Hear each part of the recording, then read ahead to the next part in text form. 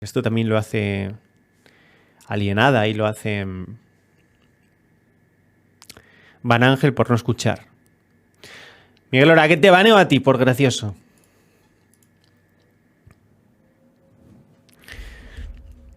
¿Empezamos? Venga, empezamos. Escuchad, por favor, ¿eh? Alienada tiene sonidito y todo, ya, sí, ya lo sé. Me gustaría tener eso. Ay, señor. ¿Quién cabalga tan tarde a través de la noche y el viento? Es un padre con su hijo. Tiene al pequeño en su brazo. Lo lleva seguro, lo mantiene caliente. Hijo mío, ¿por qué escondes asustado tu cara? ¿No ves, padre, al rey de los elfos? ¿El rey de los elfos con corona y manto? Hijo mío, es la neblina. Amado niño, ven conmigo, jugaré contigo a maravillosos juegos. Flores de muchos colores están en la playa. Mi madre tiene muchos vestidos dorados. Padre mío, ¿no oyes lo que el rey de los elfos me promete? Tranquilo, mantente tranquilo, hijo mío. El viento mueve las hojas secas. ¿No quieres, buen niño, venirte conmigo? Mis hijas te cuidarán bien. Mis hijas danzarán en el corro nocturno, y ellas te arrullarán, bailarán y cantarán para que te duermas. Padre mío, ¿no ves acaso ahí a las hijas del rey de los elfos en ese lugar oscuro? Hijo mío, claro que lo veo. Es el resplandor de los sauces tan grises. Te amo, me seduce tu hermosa forma, y si no eres obediente utilizaré la violencia. Padre mío, ahora él me agarra, el rey de los elfos me ha hecho daño. El padre, horrorizado, cabalga veloz, lleva en sus brazos al niño que gime, llega a la casa exhausto, en sus brazos el niño estaba muerto.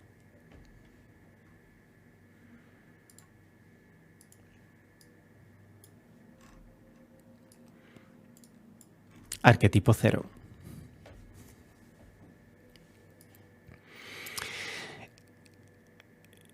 Este es Odín. Odín es la divinidad principal en la mitología nórdica. Principal no quiere decir más fuerte ni más importante, aunque efectivamente mitológico, en mitología, en lo mitológico, lo principal siempre sea lo más fuerte y lo más importante, pues porque para eso construimos la mitología, ¿no? Para ordenar prototipos con capacidades, con poder, con... Esa es la mística de la mitología. Como veis, los retratos de Odín como un caminante con una vara, una capa, tuerto de un ojo al que acompaña un cuervo, que es la figura más común de Odín, tenía una contraparte oscura llamada Hellekin o Helekin. Bien, depende evidentemente del idioma. Se dice que Odín, la parte oscura de Odín al menos, y a veces Odín, según donde lo leamos, montaba en un caballo negro, que se ha llamado más tarde pesadilla, negro hecho de noche y de ojos de fuego. El que montaba ese caballo era esa personificación maligna de Odín llamada Helekin. No sé si os recuerda algo la máscara que tiene Helekin, ¿vale?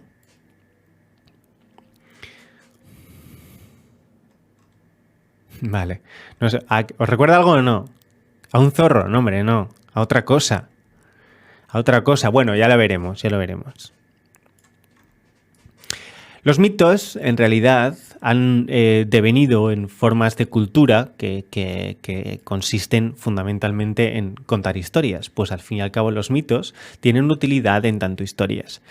Evidentemente, esas historias o esa necesidad de contar historias, ese instinto de contar historias, también tenía un objetivo psicobiológico o tiene un origen psicobiológico, que es la necesidad de dar respuesta a lo desconocido mediante elaboraciones de lo conocido, reelaboraciones de lo conocido, y que las tradiciones orales no son sino historias sobre la experiencia universal que poder transmitirse generación tras generación, cultura tras cultura, eón tras eón, unos a otros, para poder hablar en un lenguaje universal a los niños de cómo va a ser la vida.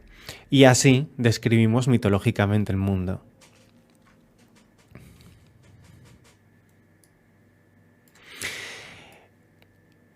En la mitología nórdica, el Heljekin era el caballero principal que cabalgaba con la... no puede ser que no me vaya a salir. No me va a salir, perdona la anomia.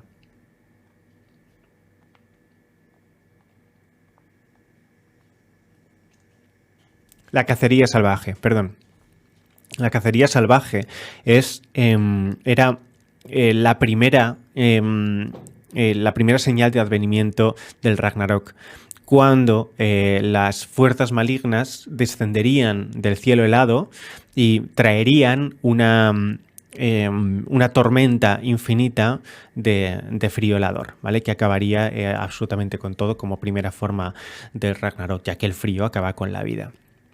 Bien, pues en ese montar de los caballos que hemos visto, por ejemplo, si habéis jugado a juegos como el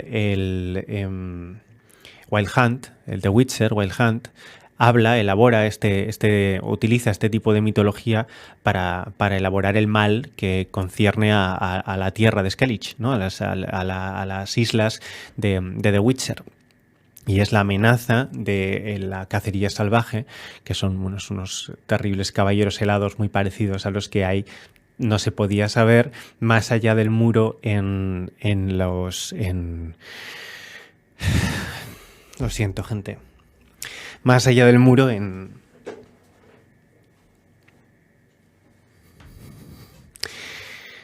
Juego de Tronos. Juego de Tronos, ¿vale?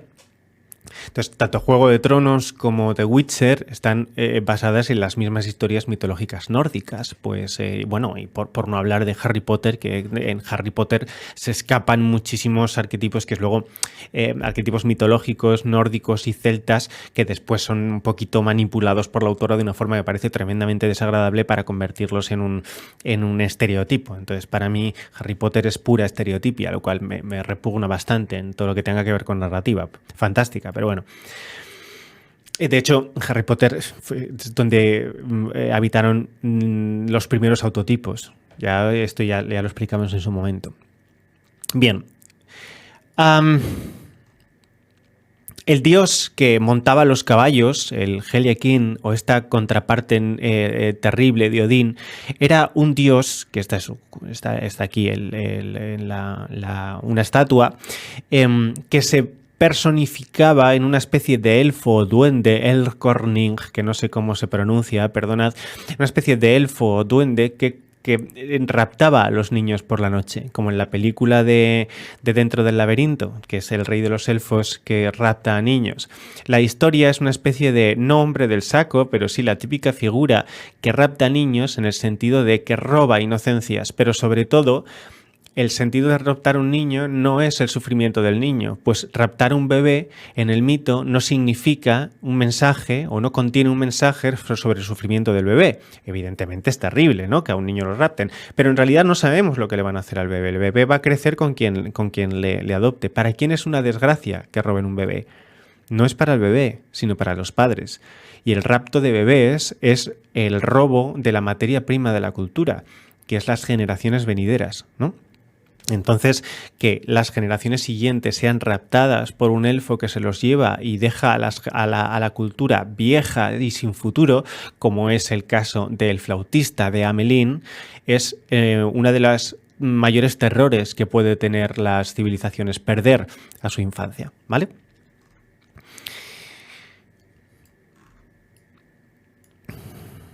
La materialización del contar historias es las máscaras que tanto en Grecia como en Roma y posteriormente en Italia y en el resto de Europa, de Baja Edad Media y Alta Edad Media, encarnaban a los actores. Los actores antiguamente representaban personajes muy estereotípicos, ¿vale? En lugar de elaborar prototipos para la obra se construía a través o alrededor de diferentes estereotipos. Bien, pues esas máscaras que llevaban las personas y esos papeles que encarnaban dieron lugar a lo que se llaman los histrios. Un histrio que es esta figura de aquí, es una máscara con una expresión exagerada para formar parte de un estereotipo propio de una obra.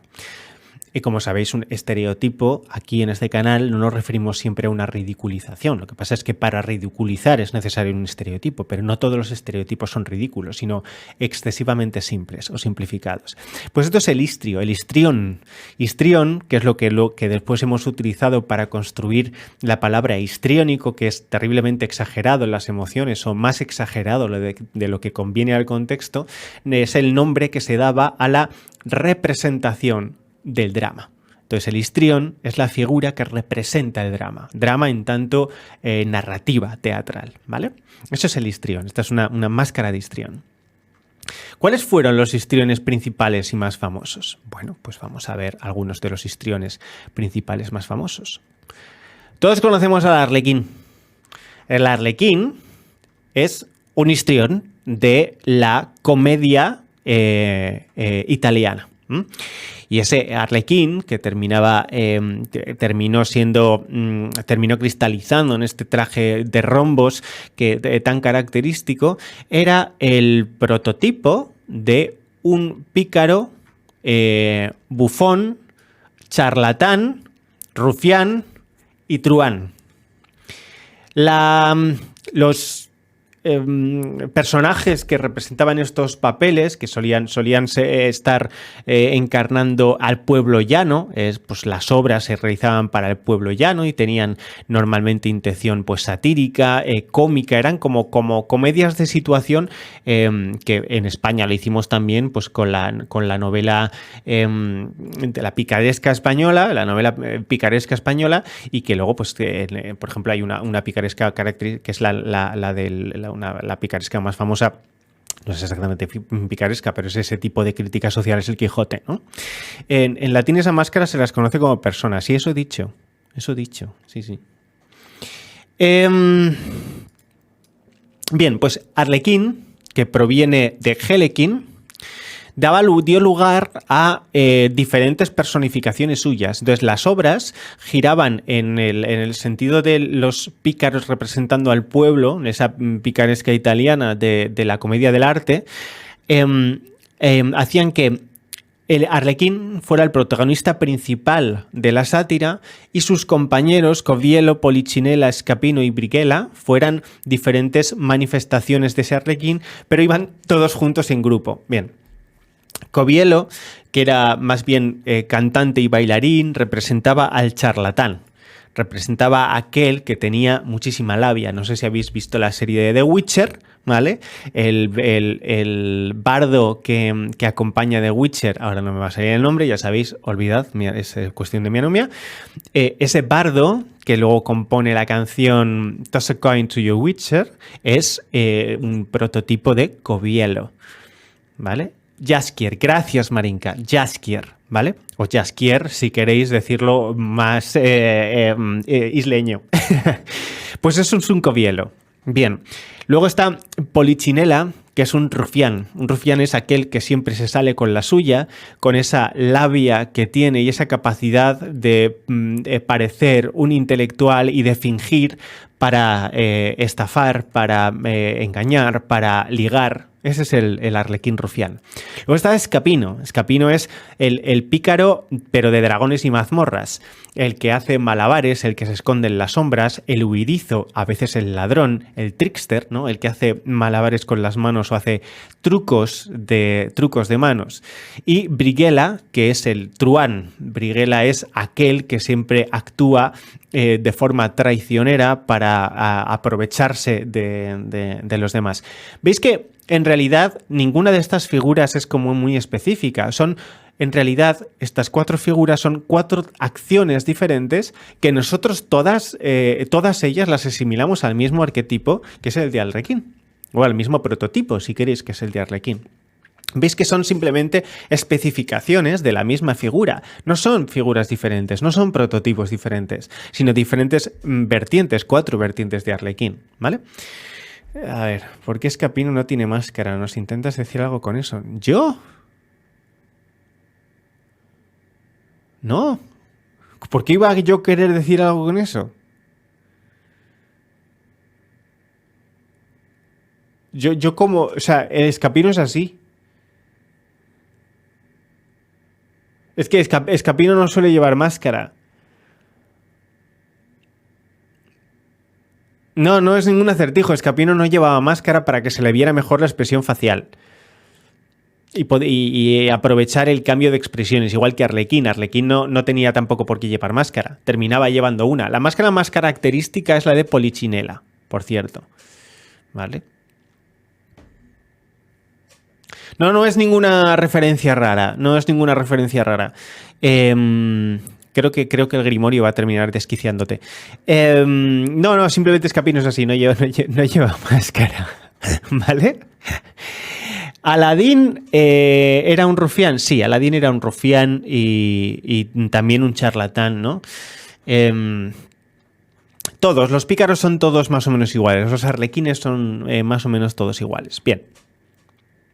Esa figura del arlequín, que es una figura polivalente y es una figura que representaba un individuo que no tenía nada, lo intentaba todo y era el héroe satírico por excelencia, ha trascendido como figura ideográfica, es decir, imaginaria, de imagen, prototípica imaginaria, ha trascendido a otros conceptos, tanto visuales como de fondo. Y siempre reúne unas características muy curiosas. Este stream es muy importante para comprender lo que es un arquetipo.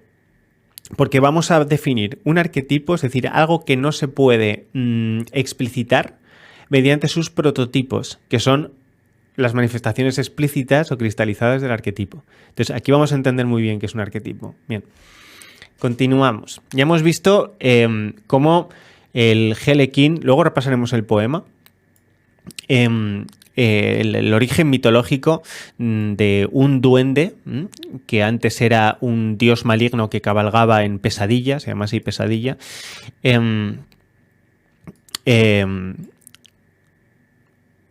Porque es del inglés, el inglés nightmare proviene de Nia Mare, que es una yegua, ¿vale? El nombre de una yegua oscura que era la que cabalgaba, se supone, Odín o su contraparte oscura, Gelekin. Bien, que devino en un duende que raptaba niños y estos duendes que raptaban niños en otras culturas, pues la más representativa es Arlequín. Vemos la similitud entre Arlequín y el ladrón de niños. Y si no la veis, la vais a ir viendo poco a poco. Hola, Lady Winniepuff, besitos, ¿cómo estás? Una de las más famosas cristalizaciones en nuestra cultura actual es este personaje. No sé si habéis visto El jorobado de Notre Dame, que es la historia de Disney basada en una novela de Víctor Hugo del mismo nombre, en la que una persona tremendamente desgraciada por su aspecto físico ha de ocultarse al mundo detrás de una catedral, que además es la catedral de Nuestra Señora, Nuestra Dama de París, representando evidentemente a la Virgen y eminentemente a la diosa, ¿no? Arlequín, Arlequín enmascarado, es en la película del jorobado de Notre Dame el rey de la llamada Corte de los Milagros. Víctor Hugo llamó Corte de los Milagros a toda a todo el conjunto de personas rechazadas por la cultura que han sido desocializadas por su aspecto. O sea, por la idea que se tiene de ellos, por una parte externa, no mal comprendida. Una persona que es extremadamente fea o deforme es rechazada por motivos evidentemente biológicos, hay culturales también, pero por motivos evidentemente biológicos, por el hecho de que puede contener una enfermedad y que por lo tanto esos genes han de ser retirados, ¿no? Estas mecánicas eugenésicas que tiene la biología. Y la fealdad y la belleza son parte de los diseños morales, nos guste o no, ¿vale? La moral evidentemente tiene criterios estéticos, evidentemente. Este señor se decía no rey, sino emisario de la Corte de los Milagros. Toda una serie de gente autodenominada rebelde que son los rechazados por la sociedad por estar enfermos, feos, locos, raros, incomprendidos en general. Una serie que me flipa, que creo que deberíais ver todos, porque a lo mejor un día analizamos, yo creo que va a ser la primera serie que analice, se llama Carnival o Carnivale, que está en HBO, pero se puede ver fuera de HBO, trata este asunto específicamente en forma del viaje del héroe. Además es la crema esa serie. Bueno, pues este personaje va enmascarado y es un bufón. Se dedica a la elaboración histriónica de números para llamar la atención y dar espectáculo. En esa especie de sentido tan sarcástico que tiene el hecho de encabezar todos los repudiados de la sociedad, pero ganarse la vida, como en el circo, siendo el espectáculo que todo el pueblo quiere que seáis. Eso es una corte de los milagros. ¿Vale? Que son pequeños milagros que permanecen ocultos al mundo, pues el milagro está en el interior, no en el exterior, que es de lo que se supone que quiere ir la película de Disney del Jorobado de Notre Dame. La novela de Víctor Hugo no va de eso. La novela de Víctor Hugo va de la terrible ironía sobre la belleza, la fealdad, el amor y la necesidad de conexión con los otros en un mundo absolutamente brutal, y de la desgracia que supone el ser feo por fuera e incomprendido por dentro, que es la forma universal por la que de representar el rechazo y la desocialización por rechazo. La desocialización por tener incapacidades de adaptación es otro mito diferente. Eso no es un arlequín. El arlequín está desocializado porque ha sido rechazado por la sociedad por algún motivo. Porque no tiene nada y entonces es un pobre y a los pobres hay que pisarles por las clases, porque está loco, porque es feo, porque está enfermo, porque es un inútil, porque es diferente, por lo que es, ¿vale? Ese es el loco. De ahí el llamado Día del Orgullo Loco, que es una de las mayores vergüenzas que ha hecho la posmodernidad nunca jamás. Bien, por intentar además reivindicar este arquetipo. Por supuesto, con un prototipo incorrecto. ¿Qué es el arlequín en el jorobado de Notre Dame? Bueno, pues es la vocecilla que le habla y le hace salir a la luz, ¿vale? Es un personaje, además, que no acepta tampoco a Quasimodo. Es un personaje que únicamente se dedica a narrar todo el rato lo evidente. No es una especie de colaborador, cooperador o aliado de Quasimodo por pertenecer a la Corte de los Milagros. La Corte de los Milagros se trata a sí misma con auténtico autodesprecio, pues están haciendo todo el rato burla de sí mismos.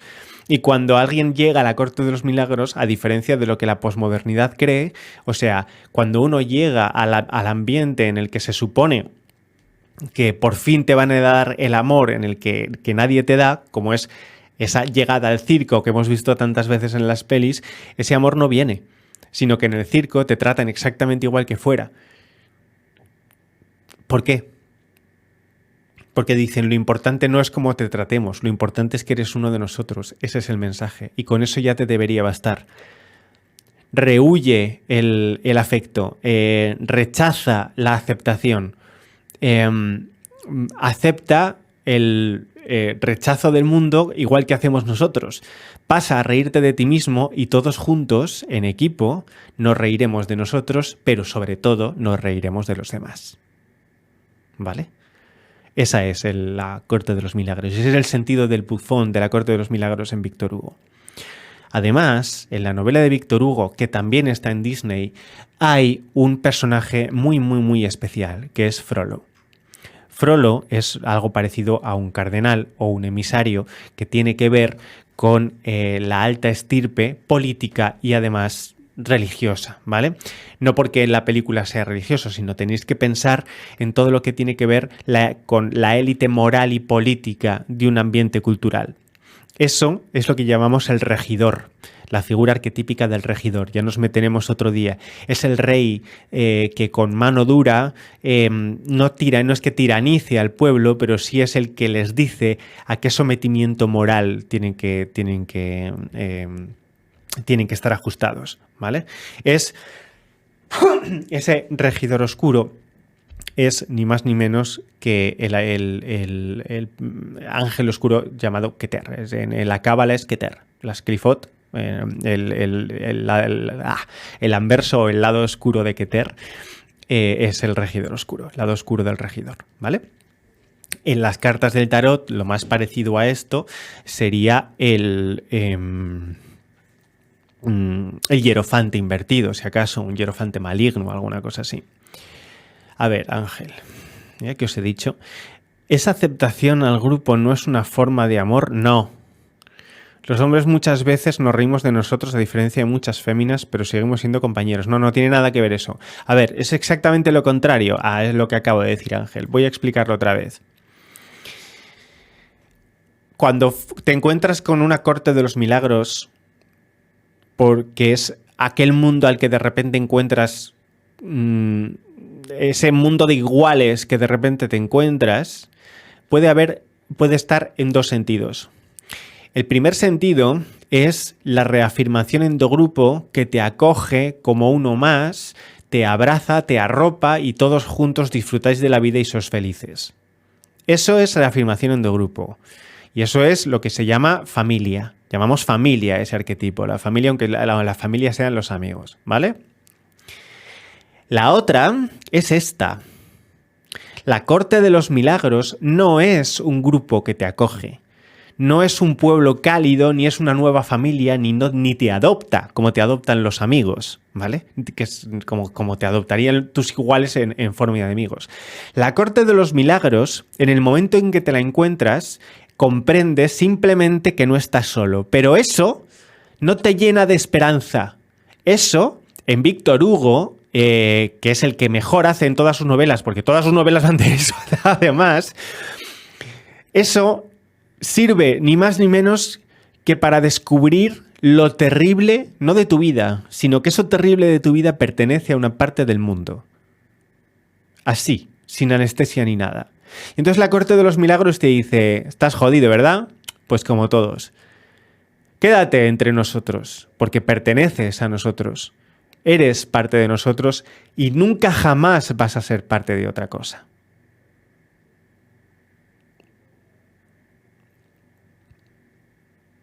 No, si no me cabreo por la pregunta. Es que creí que había dicho que no me hicieras preguntas. Luego me parece que no. Me recuerda a los MGTOW. Bueno, tal vez. En realidad los MGTOW es puro intento de reafirmación endogrupo. O sea, los MGTOW no tienen nada que ver con una corte de los milagros, porque los MGTOW se acogen y necesitan del grupo. La corte de los milagros no necesita del grupo. Todos se benefician por estar juntos y más o menos crear su propio mundo, pero el beneficio es una consecuencia, no es el fin. El fin no es beneficiarse. El fin sarcástico, terriblemente irónico de la corte de los milagros, es decir, te has encontrado con el estamento más bajo de la sociedad. Enhorabuena, has encontrado tu lugar. Ahora aquí va a ser igual de duro que arriba. Igual de duro que arriba, simplemente que... bueno... te has encontrado con que eso que te pasa a ti no te pasa solo a ti. O sea, que encima es una cura de ego. Ya está, es una cura de ego. En plan, tú te creías el ser más desgraciado y una puta mierda. Aquí hay un conjunto de desgraciados que siempre van a ser desgraciados en oposición a los que no lo son. ¿Vale, Ángel? También dijiste que pusiéramos lo que nos diese la gana que no... Bien visto, bien visto. Lo que pasa es que he leído a Ángel y como Ángel muchas veces hace esas preguntas que si no le contesta la pregunta, evidentemente no va a seguir entendiendo, cosa que deberíais hacer todos, por cierto. Toma de ejemplo de Ángel.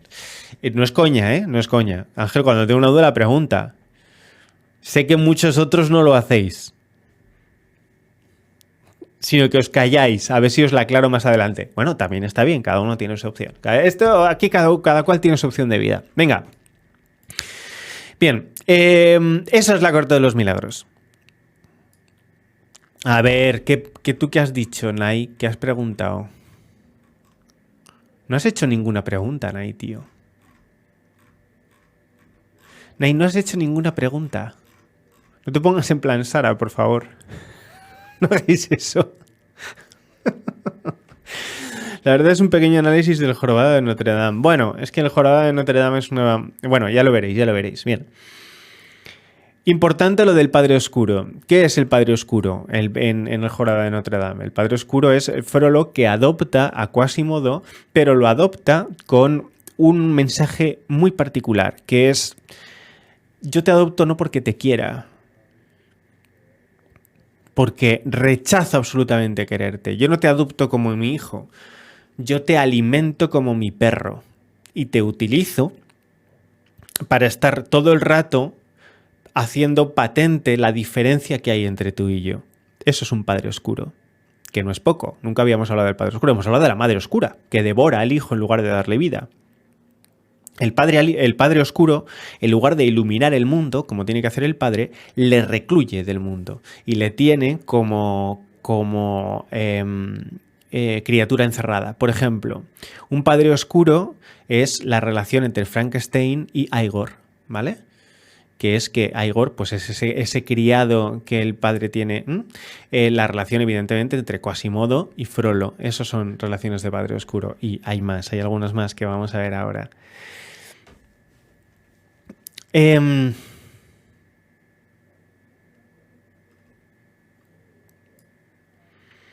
Bueno,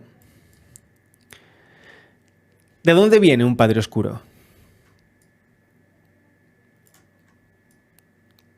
¿De dónde viene el Padre Oscuro? El Padre Oscuro, como figura, evidente, ya la tenemos analizada, es un padre, bueno, la tenemos descrita, pero no analizada, es un padre con amargura, es un padre que trata al hijo con incapacidad de amor, es decir, es el padre que no puede dar amor, y es, por cierto, de donde viene el padre, a partir del cual todas las feministas tienen daddy issues.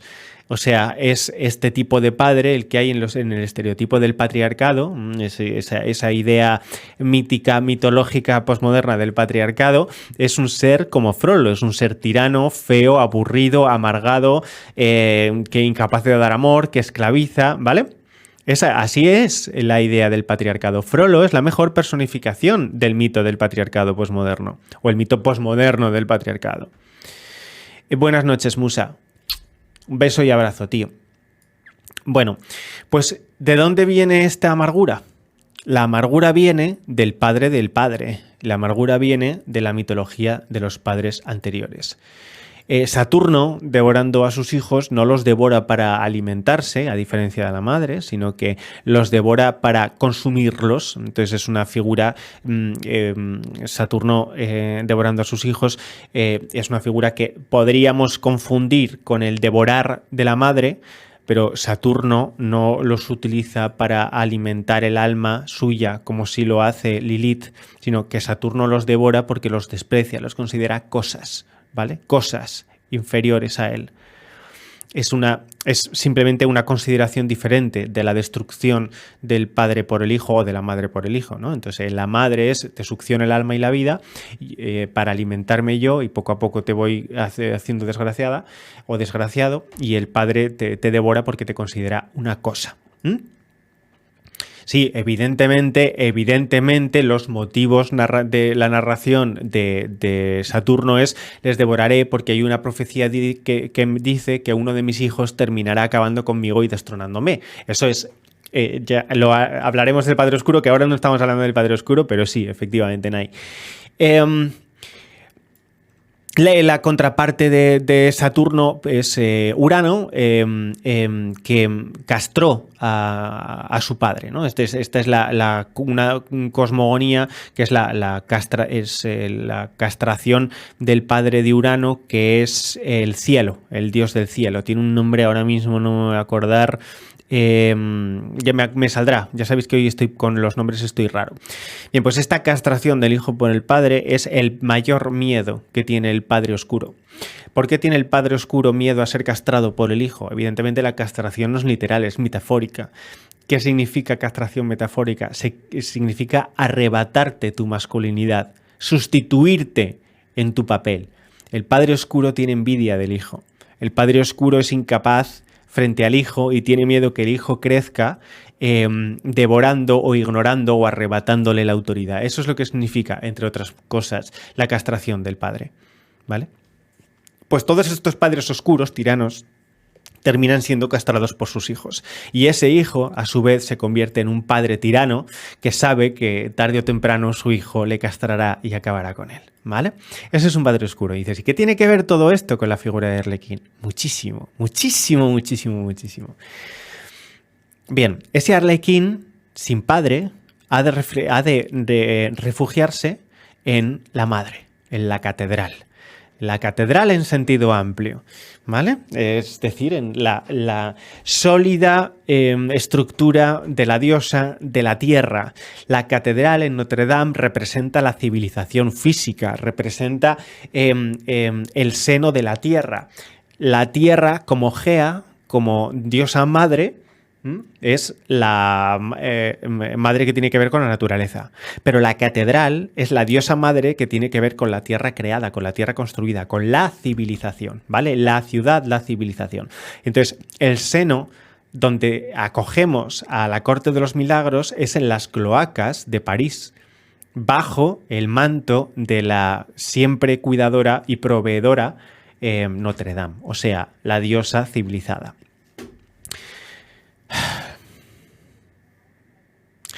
Creo que te estás haciendo un lío con los nombres romanos y griegos. A ver, Uranos, cielo, es el padre que encierra a los hijos. Cronos, Saturno, eso es, lo he dicho mal, eso es. Bueno, o sea, no tiene mayor importancia, pero vamos a decirlo bien, tienes toda la razón. Vamos a ver, es Saturno, Cronos. Cronos es Titán y Cronos castra a su padre, que es Uranos o Chelis, ¿verdad? Entonces este es Urano, Chelis, este es Cronos castrando a su padre y la contraparte romana de Cronos es Saturno. Eso es. Muy bien. Muy bien, muchas gracias, Ángel. Importantísima corrección. Los nombres son importantes. Sí. Bueno, ¿la idea está más o menos clara de todas formas, Ángel? O sea, padres tiranizando a hijos por miedo, ¿no? Por motivo de sustitución, por venganza o por falta de conexión emocional, por incapacidad de dar amor, y el hijo que a su vez se convierte en un tirano, o sea, la herencia maligna del padre oscuro. ¿Vale? Bien. Despuntando con sus altas capacidades. No. Esto es importante corregir. ¿Vale? Entonces, vemos la madre sólida, sin personificación, que es la tierra, en este caso civilizada, la ciudad y por lo tanto la catedral, y el padre. Bien. ¿Cómo ha cristalizado ¿cómo ha cristalizado? ¿Cómo se ha transformado esta figura de Arlequín en otros muchos prototipos que hemos visto en arte, artísticamente hablando? Recordemos, por supuesto, por si alguien no ha caído ya, que Quasimodo y el Arlequín son casi la misma figura. O sea, el Arlequín es la misma figura no narrativa, sino la misma figura arquetípica. El Arlequín representa la sensación de absurdo que tiene Quasimodo, que es el deforme, el abandonado y el descarriado. Es el niño que fue robado. Hasta ahora, padres con contraparte siniestra. Da exactamente igual que sea Odín, Urano, Cronos, me da igual, ¿vale? Padres con una contraparte siniestra. Esa contraparte siniestra toma, al fin y al cabo, o produce o engendra una especie de ser que rapta niños, es decir, evita infancias y destruye civilizaciones envenenándolas, creando cortes de los milagros. Estas figuras que la sociedad termina comprendiendo se convierten en representaciones para que el pueblo pueda reírse de sí mismo, de su propia desgracia, y con ello reírse también de los de arriba, ¿vale? Que es la picaresca. Y, por supuesto, la figura de Arlequín en sus manifestaciones. Y hay más figuras que estas. Aquí hemos puesto 5, pero hay algunas más. Pero vamos, estas son como las principales, sobre todo porque lo que me interesaba era ver las 4 figuras alrededor de Arlequín. Si alguien quiere entretenerse, os reto a que busquéis si el arlequín es el ser, cuáles de estos cuatro son oros, copas, espadas y bastos, o fuego, tierra, aire y agua.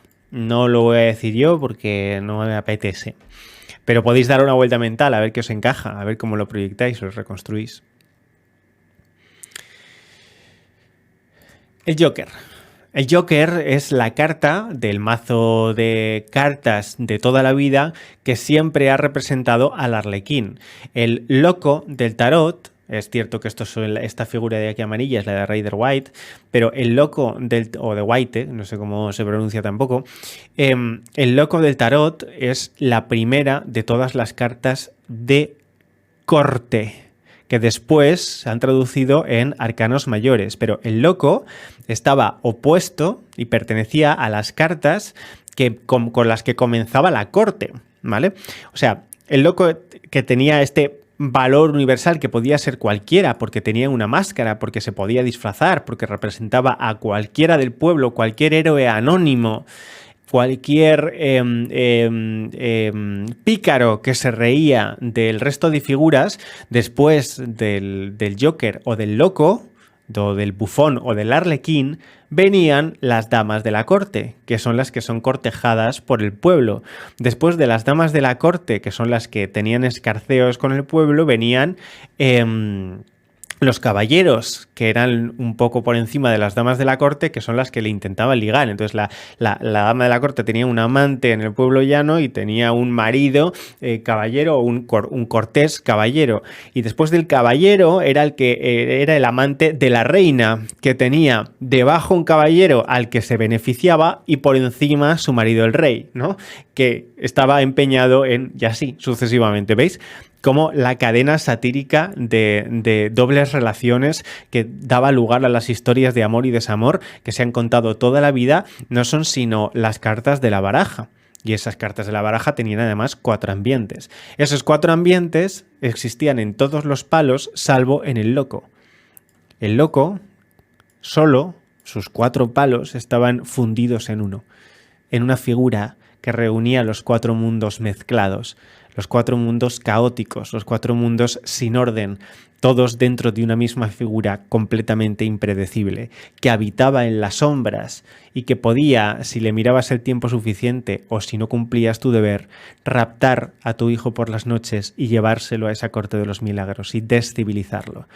¿Sabéis qué otra cosa desciviliza a la gente desde que es pequeña y les impide crecer adaptados en la sociedad? La locura, el trastorno, o aquello que tienes biológicamente que va a impedir que te socialices, o aquello que por una mala socialización en la infancia te hace desarrollar un trastorno posterior. El loco en el tarot es la letra Aleph. Es cierto que la Aleph tiene un valor 1, pero sin embargo el loco es un 0, ¿vale? Aleph en la mitología cabalística o en el mito cabalístico es la primera de todas y tiene un valor 1, pero también toma el valor 0 o infinito. El 1, como os hemos explicado otras veces, es un número que se puede conseguir a base de unir varios conjuntos vacíos. Los conjuntos vacíos tienen 0 elementos dentro y 0 elementos fuera. O 0 elementos dentro e infinitos elementos fuera. Es irrelevante. La cuestión es que existe algo que no tiene nada. Eso es el 0. Bien, pues el 1 es cuando coges 2 ceros. Si coges 2 ceros tienes el 1. Este ejercicio ya lo hemos hecho alguna vez. Bien. Y el loco del tarot, bueno, aquí corresponde con aire, pero eso lo vamos a dejar estar. ¿De quién eran hijos los grandes dioses de la antigüedad? Los grandes dioses de la antigüedad no surgieron de la nada. Zeus, por ejemplo, no surgió de la nada. Zeus tenía un padre, el padre de Zeus tenía otro padre, y el padre del padre tenía otro padre y otro padre. ¿Cuál es el origen? Por ejemplo, que nos lo diga Ángel. Ángel, ¿cuál es el origen de los dioses masculinos en las mitologías? De los titanes, efectivamente. Y los titanes, Cronos era un titán. ¿De quién eran hijo? De Gea y Lo ha dicho antes Ángel. Ángel, de Gea y... De Gea y Urano. ¿Y de quién era hijo Urano? Vale. Gea y Urano. ¿Y de quién era hijo Urano? Del caos, efectivamente, del caos. No, Cronos está debajo. El origen de los dioses masculinos es el caos. El caos, sobre todo en donde mejor está representado, es en el huevo órfico, ¿vale? Que es un huevo que representa la totalidad y el tesoro de la existencia. Esto es un poco más complicado de explicar. Y una serpiente que le envuelve. Este es el mito órfico. Luego esto se repite en muchas otras mitologías de forma muy misteriosa y hay gente que lo vincula a una especie de culto mistérico secreto, un hecho mistérico muy secreto que es difícil de descifrar, que siempre estuvo ahí. Eso ya es cuestión de fe, pero representaba el caos, es decir, el caos del que surge la singularidad. Y ese caos del que surge la singularidad es el infinito. Bien, pues ese huevo órfico conteniendo, circular como un cero, conteniendo el caos, conteniéndolo todo, sin estar delimitado en 4 elementos, es el loco del tarot, ¿vale? Que tiene el agua, la tierra, el aire y el fuego en una sola foto. Esto también os lo dejo a vosotros. En la carta del loco tiene como elementos importantes la montaña de fondo, el cielo brillante con el sol. La montaña de fondo representando el mundo y sus dificultades, varias montañas además a varios niveles. Tiene el sol detrás, es una carta diurna y es una carta en la que el sol está a punto de ponerse. El sol detrás significa que es un final de viaje o the end of the journey, ¿no? Tiene un atillo. Un atillo es la propiedad del caminante que va con muy ligero de equipaje. Eso quiere decir que tiene tanto pocas preocupaciones como pocas obligaciones y por lo tanto es muy poco consciente de lo necesario que es estar bien preparado para el mundo. El loco es además un joven. O sea, es joven en el sentido de infante y joven en el sentido jovial, que está vestido con trajes de sol, con trajes masculinos de sol, que es la bendición del sol, que camina por un precipicio. Bueno, tiene una rosa en la mano, que eso ha tomado una flor, que es la admiración ingenua de la belleza, pues quiere llevar la belleza consigo y admirarla como el poeta, pero no la mira hacia arriba, dando la espalda al sol, está pensando con el pensamiento perdido en sus cosas, en su ingenuidad, con esa rosa blanca en la mano, que es belleza e inocencia al mismo tiempo, y con un compañero perro, con un animal, que salta intentando llamar su atención para que no caiga al precipicio. El que está a punto de caer con ese paso que está dando mientras distraído camina por el mundo sin saber muy bien lo que hace. Es una carta que representa tanto el cero como los inicios, como el principio del camino, como la juventud, como la infancia, es el ser antes del héroe y por supuesto el caos, ¿vale? Todo eso representa el loco. Y además el loco, bueno, tiene este compañero perro que son los instintos o la llamada de la naturaleza diciéndole no hagas el loco, la conciencia, Pepito Grillo diciéndole no hagas el loco, mira por dónde vas, ¿no? Está un pequeño trocito de la naturaleza, de la madre naturaleza intentando llamar su atención. Bueno, pues el loco y el Joker son la misma carta, el origen es idéntico. Evidentemente no todos los juegos tienen Joker, pero ese Joker tiene el significado de poder ser cualquier cosa, como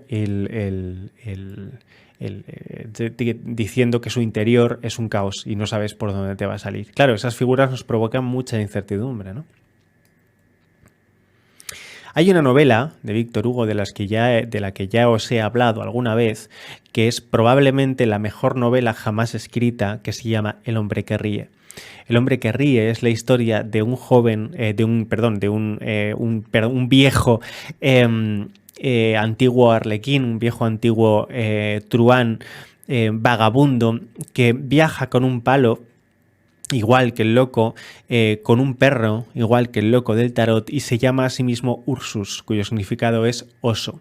Es una persona muy sabia que ha leído muchísimo, pero vive en permanente estado de sarcasmo frente al mundo, que junto a su perro va caminando, vagando con una camioneta en la que vende pues crecepelos, vende elixires, vende magia de curandería, y ha puesto de nombre a su perro Homo, hombre. Entonces llama al perro hombre y se llama a sí mismo animal, en ese ejercicio continuo de sátira.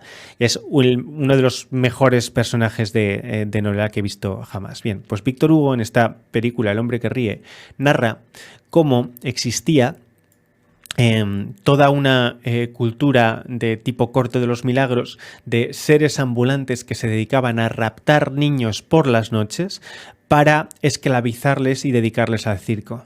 ¿Qué hacían con ellos? Les deformaban las facciones terriblemente hasta que los niños adquirían una fealdad suficiente como para poder ser exhibidos. En el caso del protagonista Gwynplaine de la novela El hombre que ríe,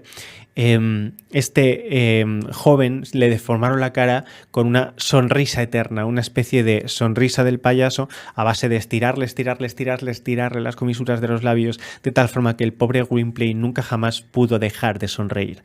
Y sin embargo, Gwynplaine, un niño huérfano que desde los 5 años tuvo que caminar en la nieve y en cuanto encontró la civilización, los buscachicos o los raptachicos, se llaman buscachicos en francés, se lo llevaron, fue para hacerle aún más desgraciado. Gwynplaine nació con esa terrible cicatriz en la cara, con esa terrible deformidad, y fue exhibido como el hombre que ríe. Un hombre que está siempre y siempre riendo. Evidentemente era muy siniestro, pues Gwynplaine jamás reía de verdad, pues era como el jorobado de Notre Dame, novela también de Víctor Hugo, el ser por dentro más desgraciado que podía haber. Pues no solamente su vida era absolutamente horrible, sino que estaba todo el rato rodeado por esa permanente comedia de absurdo que hace que si tu situación es desgraciada, el mundo aún te la hace más. Gwynplaine además se enamora con la desgracia de que su fealdad impide acercarse a la gente porque cuando le están exhibiendo dicen que es el hombre que ríe, pero cuando él se acerca a la gente evidentemente se tira para atrás por lo incómodo, lo uncanny que es ver a un hombre en permanente risa siniestra. Y esta permanente risa fue, y junto con el maquillaje que le ponían a Gwynplaine, el que originó la idea de un hombre que ríe en el sarcasmo y representando la maldad del mundo que tuvo el diseñador, no recuerdo su nombre, de El Joker en Batman. Pero antes, tenemos que hablar un momentito del concepto del hombre que ríe en Ghost in the Shell y quién fue Holden.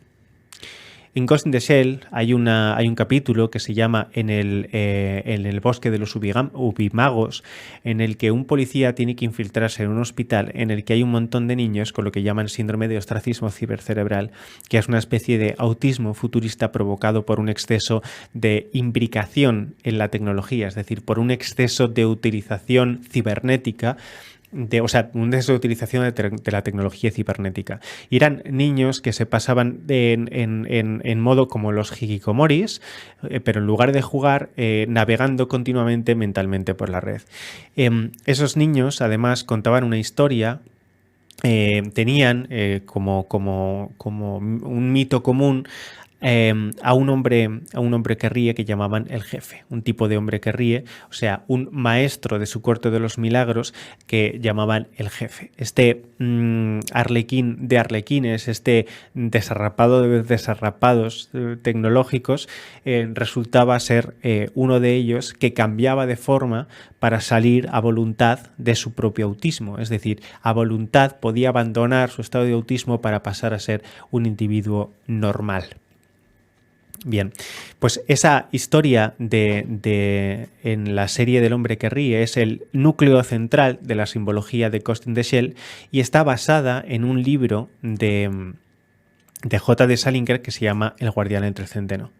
El Guardián entre el Centeno y las múltiples referencias que tiene el Guardián entre el Centeno en Ghost in the Shell es como para alucinar. Es básicamente la misma historia contada a muchísimos niveles diferentes. Los japoneses son así de brutales.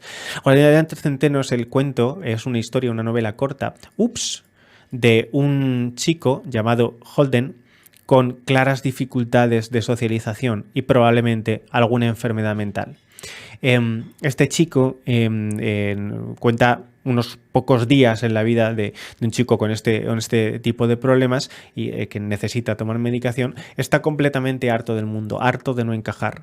Una de las frases más famosas del libro es cuando él le dice a su hermana pequeña, que representa la perfección, la inocencia y la inteligencia, pues no solamente es superdotada, sino que es muy guapa, muy sincera y de corazón sincero, de corazón, como diríamos, la inmaculado, la diosa Notre Dame acogiendo al pobre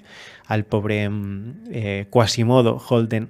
Pensé, le dice, que podría encontrar trabajo en una gasolinera de algún sitio, poniendo en los coches aceite y gasolina, pero no me importaba la clase de trabajo que fuera, con tal de que nadie me conociera y yo no conociera a nadie. Lo que haría sería hacerme pasar por uno de esos sordomudos, quiere decir autistas, ¿no? Les llama sordomudos porque no sabe lo que es un autista. Así no tendría que hablar con nadie. Si querrían decirme algo, tendrían que escribirlo en un papel y ponérmelo delante de las narices. Con el tiempo se hartarían de hacer eso y ya no tendría que hablar con nadie el resto de mi vida. Fijaos que es por la incapacidad de relacionarse con el mundo, el rechazo que termina generando, o el agotamiento que termina generando una persona con dificultades de socialización.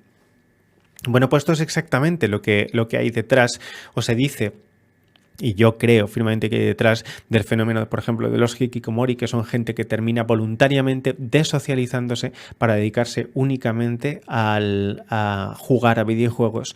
Pues las relaciones les resultan tan incómodas que las rechazan, y tanto las rechazan que terminan volviéndose más incómodas. Bueno, el motivo de eso es porque la socialización, aunque es un instinto, el ejercicio de la misma no. La búsqueda de semejantes es un instinto, pero el conseguir a los semejantes no. No lo es. Eso depende de la habilidad de cada uno y el desarrollo y el esfuerzo que hagamos por relacionarlo con los demás. Como buenos arlequines, como buenos protagonistas del absurdo y el abandono que el estar abandonado por la sociedad y el en respuesta abandonar tú a tu propia sociedad y convertirte en un desocializado, en un amargado o en alguien que no es nada, pero que puede ser varias cosas, está, bueno, una figura que todos más o menos conocéis, que es el proxy, ¿no? En Ghost in the Shell y en muchos otros sitios existe esa figura de que representa la inquietud sobre la propia vida y la naturaleza del yo, que es la figura del androide al que le han metido una conciencia y no sabe si es auténtico o no es auténtico. Eso es en un proxy. Eso es de hecho hay una serie que se llama Ergo Proxy que va un poquito de eso, de la dificultad del concebir el yo.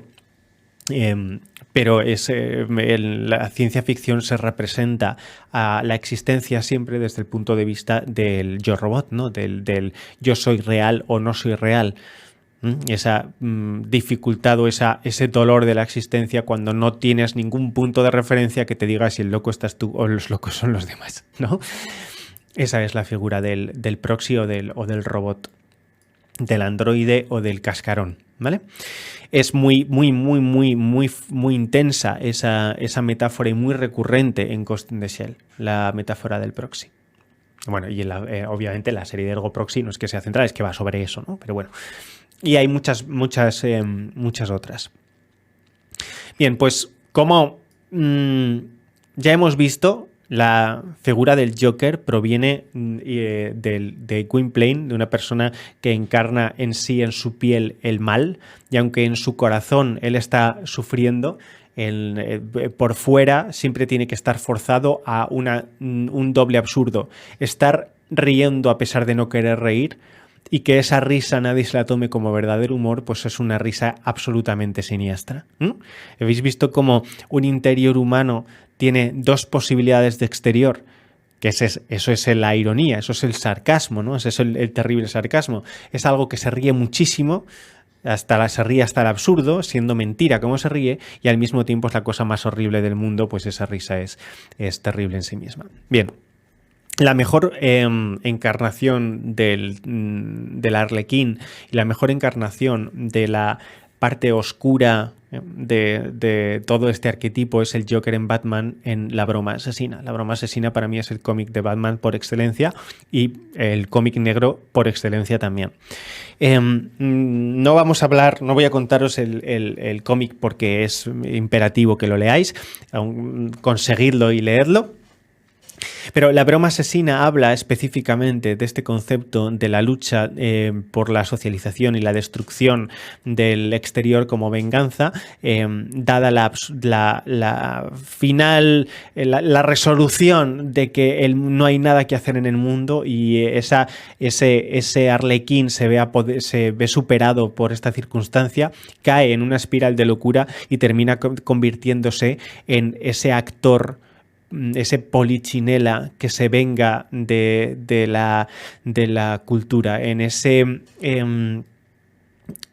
rey de la corte de los milagros que se dedica, en lugar de a recibir a los desfavorecidos, a reunirlos para que sean el arma de la propia destrucción del todo. Es el caos. Hay gente que solo quiere ver arder el mundo. Ese caos de la gente que solo quiere ver arder el mundo no es sino el mismo arquetipo de siempre. El caos originario, ¿vale? Padre de los dioses, que engendra hombres oscuros que abandonan a niños que se convierten en arlequines. Esa sociedad toda llena de arlequines que fingen reírse de sí mismos para intentar o doblemente ese doble juego con el que nos reímos de nosotros mismos, pero nos reímos aún más de los de arriba, de la corte de nuestro padre, bajo la incapaz y siempre silente figura de la maternidad ausente, o sea, presente universalmente, pero sin personificar, pues es como, tengo madre, pero mi madre es la tierra, mi madre es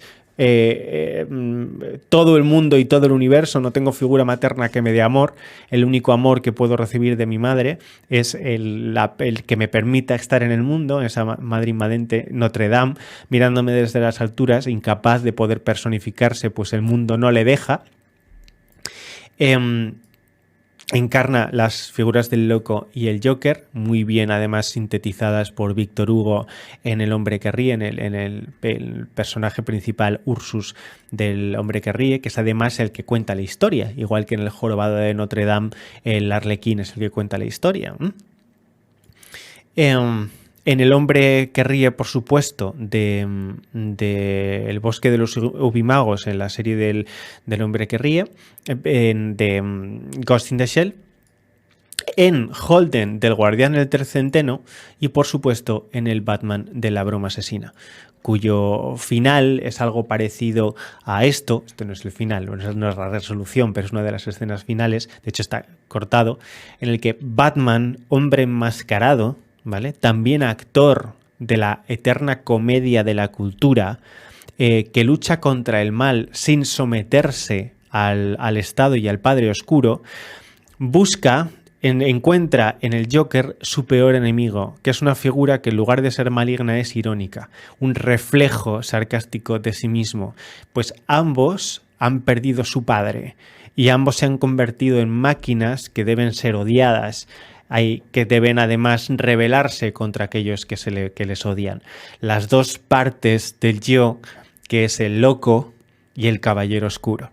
¿Qué es el caballero oscuro? Es aquella persona que estuvo a punto de convertirse en el loco, pero eligió por fin tomar su propio camino, y aún así ese propio camino es completamente neurótico, ¿vale? Y se convierte en un antihéroe. Pues Batman originalmente es un antihéroe. Caballero oscuro, que es como una forma de antihéroe. Lo que pasa es que termina imponiéndose al resto, pero no es efectivamente un Superman, ¿no? Batman es Batman. La escena final del cómic no os la voy a desvelar, pero os recomiendo encarecidamente que veáis cómo la imagen del mal, en la forma del Joker, es una imagen del mal muy concreta, que es la imagen del mal como caos. Y caos, la mejor forma de sentir el caos es sentir el absurdo.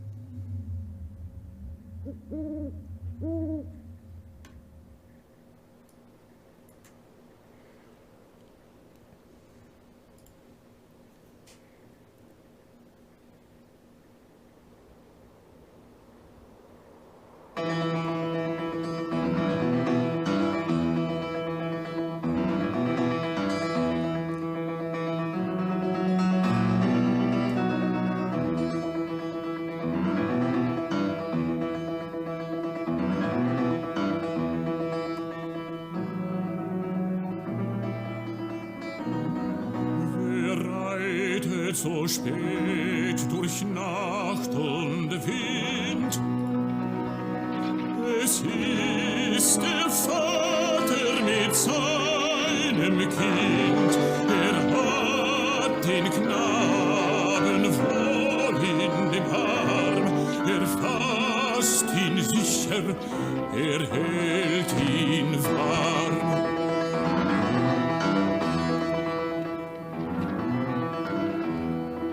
Mein Sohn, was birgst du so bang dein Gesicht? Siehst, Vater, du den Erlkönig nicht, den Erlenkönig mit Kron und Schweif.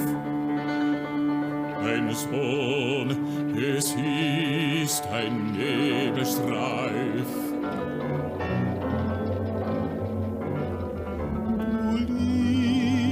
Kind, komm, geh mit mir, gar schöne Spiele, spiel mit mir.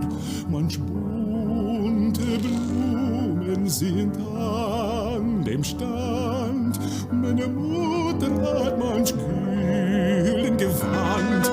Mein Vater, und hörest du nicht, was Erlenkönig mit leise verspricht?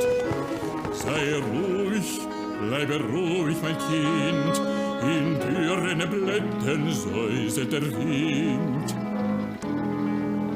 Willst, feiner Knabe, du mit mir gehen, meine Töchter sollen dich warten schön, meine Töchter führen den nächtlichen Wein und wiegen und tanzen und singen dich ein, und wiegen und tanzen und singen dich ein. Mein Vater, und siehst du nicht dort, Erlkönig Töchter am düstern Ort? Mein Sohn, ich sehe es genau, es scheinen die alten Weiden so grau.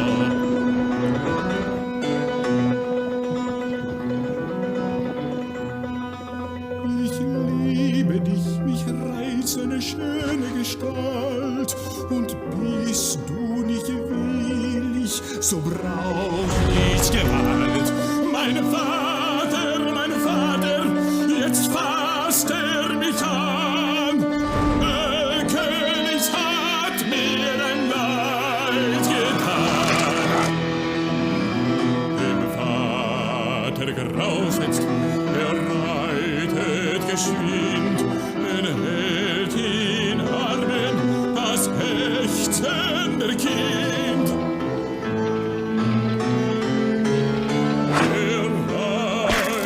Den Hof mit Mühe und Not.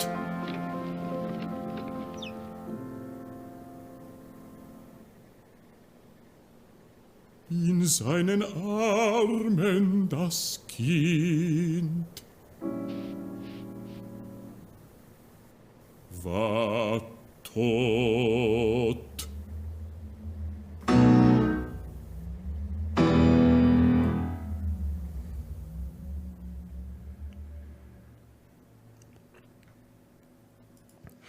Esta es una animación, como veis, de Ben Zelkovic. Es una animación hecha con arena sobre una pantalla de color en la que se puede pintar e ir haciendo fotos, ¿no? Entonces, con ese stop motion, Ben Zelkovic hizo esta representación del poema que os he leído al principio de la sesión de hoy, que es ese poema sobre un padre que camina de noche con su hijo y ese hijo le dice el rey de los elfos, el rey de los gnomos quiere venir a por mí, y el padre dice no te preocupes hijo mío, eso es el viento en las hojas, esos son las figuras de los robles, ¿no? Y el rey de los elfos le va seduciendo como si fuera una especie de demonio que quiere llevarse su alma en la noche, que además lleva una corona de rey de los elfos, y el niño cada vez más angustiado pidiéndole ayuda a su padre, que ese padre ausente, y cómo se lo van llevando los demonios porque el padre no le hace suficiente caso. Y al final el niño resulta, cuando el padre llega al final de la cabaña, el niño resulta que ha muerto porque lo que le ocurría es que las fiebres estaban llevándole por enfermedad, y el padre entonces se arrepiente de no haber escuchado lo suficiente al hijo y cae en desgracia. Y es esa historia de ese hijo que ha sido devorado por el caos, devorado por el mal, por la incapacidad del padre de dar amor, y ese padre lamentándose como Frollo con el jorobado de Notre Dame, ¿no? Siendo incapaz de dar el amor suficiente y amargándole la pobre vida, la vida del pobre Quasimodo. Que, por cierto, en la película de Disney, la peli acaba bien, pero ni las dos novelas de Víctor Hugo, en realidad son 3 novelas de Víctor Hugo, sobre el Arlequín, ninguna de ellas acaba bien en absoluto. Las novelas son Los Miserables, El hombre que ríe y El jorobado de Notre Dame. Hamlet es un Joker. A ver, perdón, aquí había preguntas antes. La risa del Joker, ¿a qué disfunción cognitiva se refiere? Lo veremos mañana. ¿El juglar es algún tipo de arlequín? No, el juglar es aquel que toca música.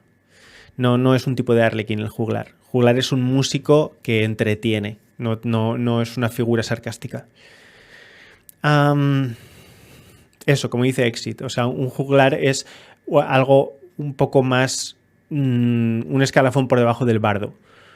Y el bardo es un escalafón por debajo del poeta. Y un arlequín efectivamente es un payaso. Ambos, Batman y el Joker, representan la misma carta. No. Si eso se ha entendido así, mal por mí. Simplemente que el Joker es como es el mejor malo que puede existir, o el malo más original que puede existir, por la originalidad que representa que un caballero oscuro tenga que enfrentarse a que en realidad va buscando contra el padre, va contra el Estado, porque va rechazado por el Estado, pues funciona al margen de la ley, que además sea huérfano de padre y quiera vengarse de aquellos que hicieron daño a su padre de verdad, paradójicamente, que ha crecido huérfano y que en la mayor de sus preocupaciones se convierte en encontrar una especie de némesis de absurdo, que dices, ¿qué enemigo puede tener un caballero oscuro? Si él es el enemigo, pues el enemigo del enemigo, la némesis del caballero oscuro no es el bien, es el caos. Es el caos. Pues el caballero oscuro, la gesta del caballero oscuro es encontrar su propio orden. Eso es un caballero oscuro, alguien que lucha por encontrar su propio orden, su propio equilibrio. Un caballero blanco es aquel que lucha por encontrar la causa y el orden de los demás y del mundo, como artúrico, pero un caballero oscuro no. Un caballero oscuro intenta encontrarse a sí mismo y su propio orden en la oscuridad, con todo en contra. Pues, ¿cuál es el némesis, el peor némesis que puede tener un caballero oscuro? Pues no puede ser el bien, ¿no? Si tenemos que hacer al caballero oscuro a lo mejor que hay, ¿qué es lo que puede ser lo peor que hay? Pues el caos. y ese es el Joker.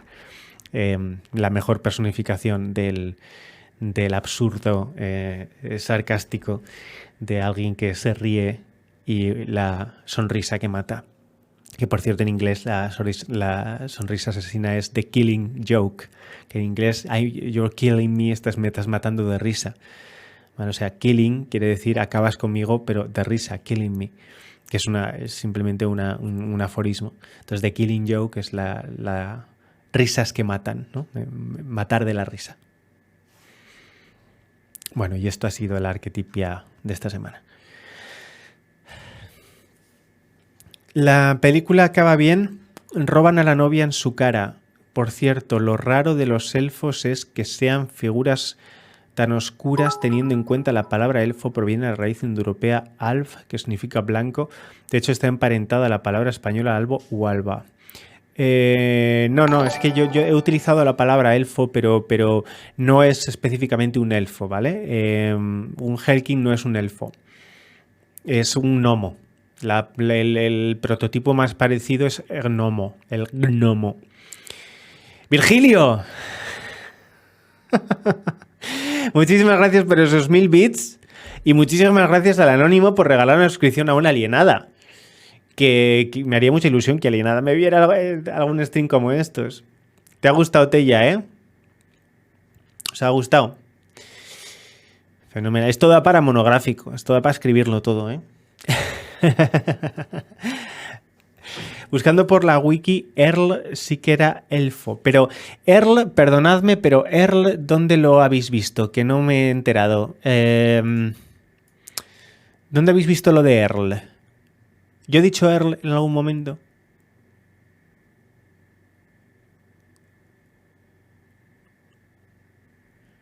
Ah, el título del corto, vale. Sí, porque ahí hay una modificación. O sea, esto es un poema de Goethe, ¿vale? Es un poema de Goethe. Entonces, en el poema de Goethe, la persona que encarna el Hellequín, ¿vale? Le pone un nombre que se inventa el mismo Goethe. Entonces, cuando le pusieron música y lo representaron, la leyenda que vino del poema de Goethe sí que hablaba de un elfo, de un rey de los elfos, ¿vale? Pero no porque el elfo sea la figura que se relaciona con el Hellequín, sino que el Hellequín inspiró el mal en el poema de Goethe, que habla sobre la ironía y la desesperación de no poder dar amor suficiente y de no haber podido hacer nada para evitar la pérdida del hijo, ¿vale? Robado, que ese triángulo de el padre fracasado, el estado fracasado, el hijo muerto, que es el caballero oscuro, Batman y el rey de los elfos, que es el Joker. Ese cuento de Goethe terminó llamándose el cuento sobre un elfo. Entonces se le puso nombre de elfo o elfo maligno a la figura de Goethe, pero no a la figura mitológica, ¿vale? No está mal. Me alegro, Héctor. Que os haya gustado. En el vídeo ha salido, ¿vale? Me saltaste todo feo y en burlas.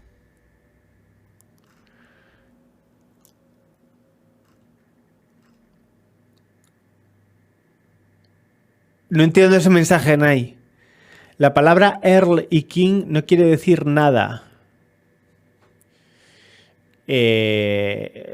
Sí, vamos a ver, sí, o sea, sí que quiere decir, pero es alemán. O sea, es un término alemán en el que Goethe llamó rey de los elfos a una figura que en realidad es el Hellequín.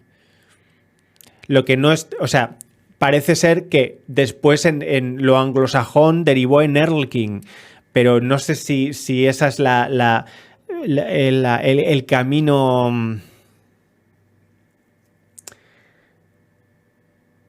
¿Cómo se dice? La derivación.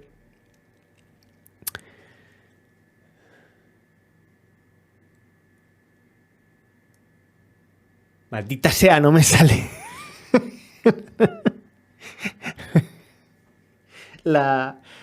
Joder, ¿cómo estoy hoy, gente?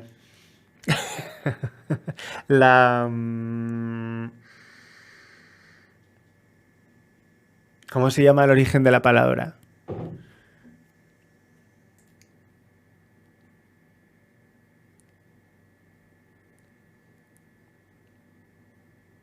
Etimología, gracias chicos.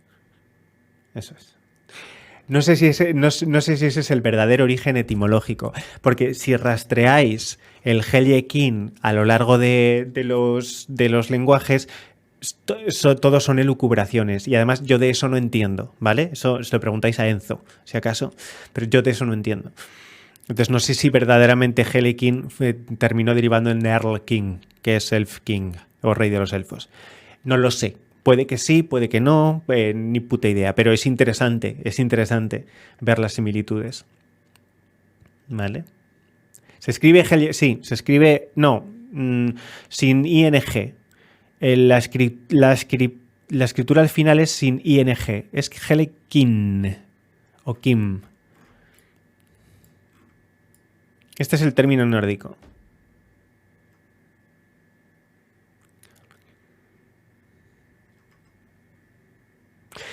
Que luego esto terminará derivando en Arlequín, pues probablemente, ¿no? Que Arlequín pasara por Earl King o Elf King, pues puede. Pero eso ya no lo sé. He leído que sí, pero también he leído que no tiene por qué y que es una coincidencia o que es una modificación, un modismo, alguna cosa así. O sea, un modismo, una mezcla de idiomas, una confusión. Que no sé cómo se llama eso, en lingüística tiene un nombre. ¿Vale?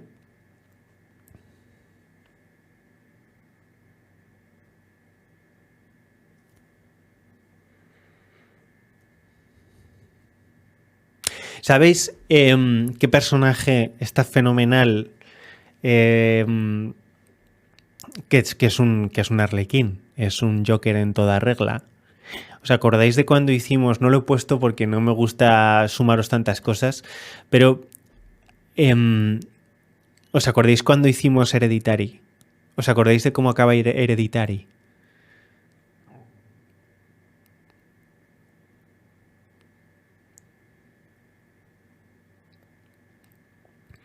Pues el final de Hereditary es el rey loco. El rey de los locos. Lo que le ocurre al niño es que después de que toda su familia enloquezca, algunos porque les devora la maldición familiar, otros porque tienen una enfermedad neurológica y otros porque contemplan horrores, el joven final, que al final es encumbrado encarnando al demonio, lo encoronan como un rey de los locos. Con el padre ausente y todo, efectivamente. Eso es. Es el mismo mito. Eso es.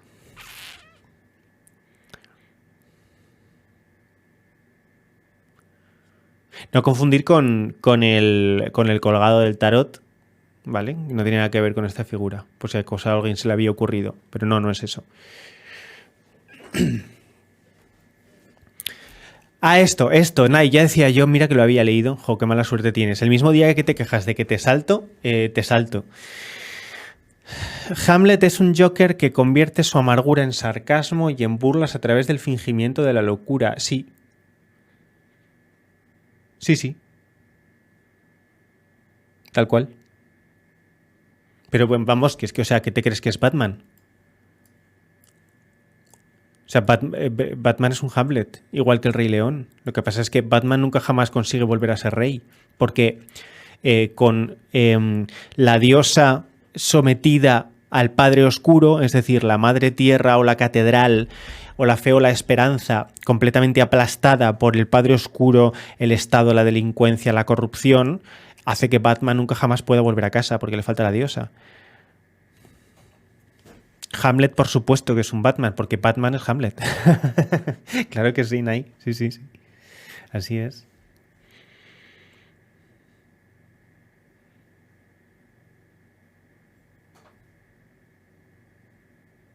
Fijaros que sin la diosa, madre, el héroe que vuelve a vengarse, cuando no tiene diosa, la venganza es para sí mismo.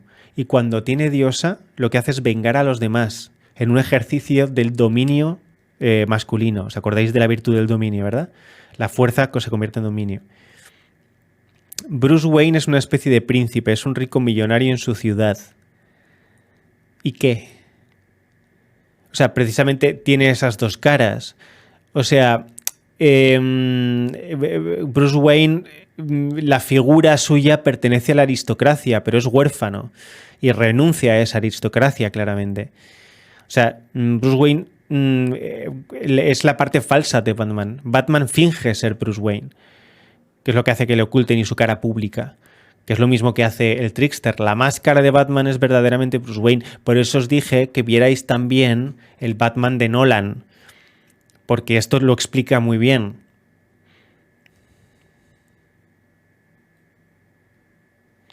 Lo del Rey León me cuesta más verlo. Su tío mata a su padre y poco más. No. El Rey León es la historia de Hamlet, literal.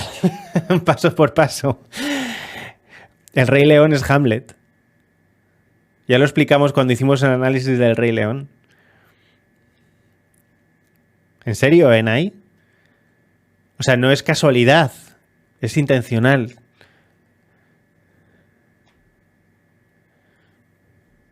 O sea, Disney tuvo la intención de contar Hamlet, pero con un rey de la jungla. ¿Dónde sale Heath Ledger de Joker y Bale de Batman? Ah, eso. Eso. Donde sale Heath Ledger de Joker y Christian Bale de Batman. Esa peli. O sea, el análisis del jueves es Joker, ¿vale? No es el Caballero Oscuro. Joker. Pero es importante para comprender Joker ver Batman.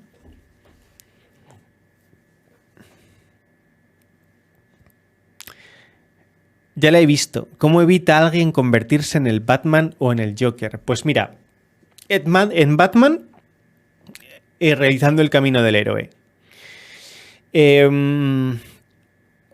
Y para eso, cuando no tienes diosa madre, tienes que encontrar una diosa en la tierra. Tienes que encontrar una Eva, ¿vale? En el Joker no puedes evitarlo. Eso es lo más terrible del Joker. No puedes sobrevivir a la locura, no puedes sobrevivir a la desocialización, no puedes oponerte. Cuando te toca, te toca. Eso es la corte de los milagros. De la corte de los milagros se entra pero no se sale.